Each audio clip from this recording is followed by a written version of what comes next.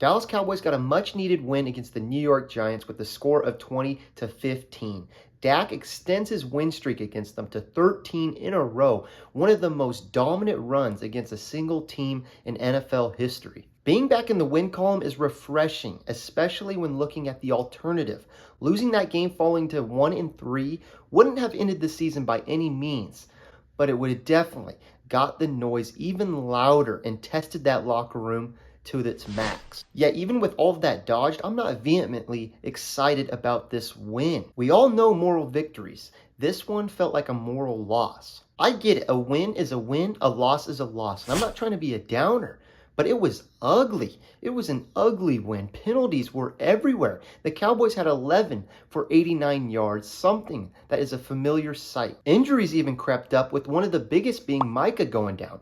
Thankfully, it doesn't seem too serious, and hopefully he'll be back rather sooner than later, because they need him, because the defense showed yet again the slim depth that they have. They improved, never giving up a TD, but it was not pretty, especially against an offense that's one of the lower echelon ones in the league, and one of the top ones last year is still struggling. All adding up to a team that doesn't scare anyone. Respect to the Giants, but they do not seem like a top team, but still was one that exposed the Cowboys' weaknesses. I hope they can piece some of this together with the talent that they have, and that this is just not a pretentious warning for the rest of the season. It's just concerning because when I look back at the top Cowboys teams in my lifetime, this 2024 team does not even match, not even come close. The ones that stand out is the 2014 and the 2016 teams. The last 3 years, don't get me wrong, have been very good, but at the pinnacle is the 2014 and 16 teams. Two that had key elements that are non-existent in this 2024 team.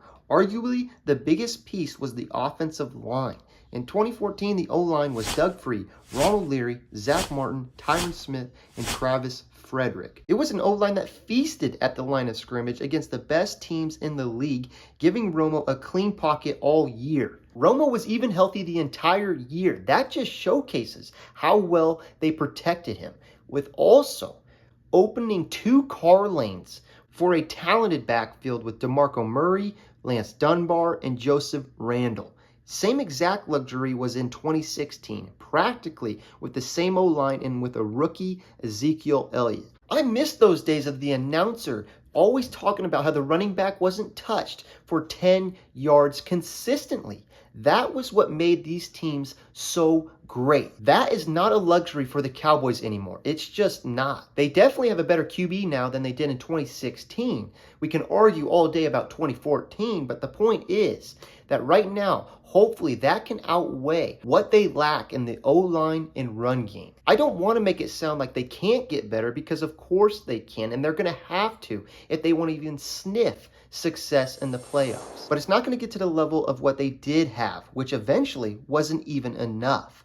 But it's a new year, and who knows the ceiling of this team. There's a lot of football left, and it's great to get back in the win column, no matter how it looked. Being a positive step in the process. The next step is the Pittsburgh Steelers. At the time of recording this, they have not played the Colts yet, and they are undefeated with a record of 3-0. Just like any other in the NFL, they are a September football team, but unlike others, have found success while trying to find their identity. Justin Fields has been thriving with the support around him, giving the offense versatility in a scary rushing attack with Justin linked with Najee Harris and Cordell Patterson. The biggest thing is they're finding a way to win, but by no means dominating offensively, with only scoring a high of 20 points and 3 TDs on the year. Definitely playing to their strength, the defense, the DNA of this football team for years, and seems to be yet again. It's a great gauge for both teams providing answers.